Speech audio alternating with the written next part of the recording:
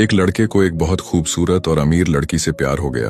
फिर समय गुजरता गया और लड़की भी लड़के से प्यार करने लगी।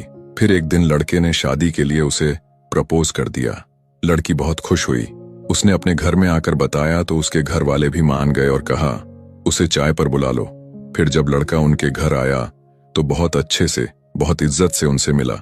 ये देखकर लड़की की माँ बहुत खुश हुई, लेकिन पिता थोड़े चुप थे। फिर लड़के के जाने के बाद लड़की के पिता ने कहा, मैं एक कप चाय इसके साथ घर के बाहर पीना चाहता हूँ। अब घर वालों को थोड़ा अजीब लगा और लड़की भी नाराज हुई। उसे लगा शायद पिताजी को उनका दामाद पसंद नहीं आया। खैर, फिर पिता ने लड़के को एक 5 स्टार होटल में चाय पर बुलाया। लड़की ने कहा, मैं भी साथ चलूंगी।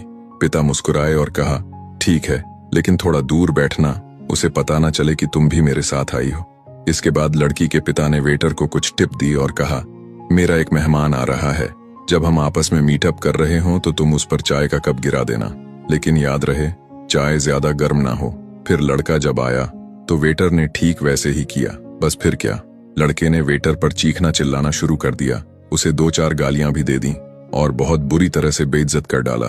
फिर लड़के के जाने के बाद पिता ने बेटी को पास बुलाकर कहा, बेटी, तू मेरे जिगर का टुकड़ा है और मैं तुझे एक ऐसे शख्स के हाथों में नहीं सौंपना चाहता जो एक वेटर पर इतनी बुरी तरह से चीख चिल्ला रहा है, क्योंकि कल वो ऐसे ही तुझ पर भी चिल्लाएगा।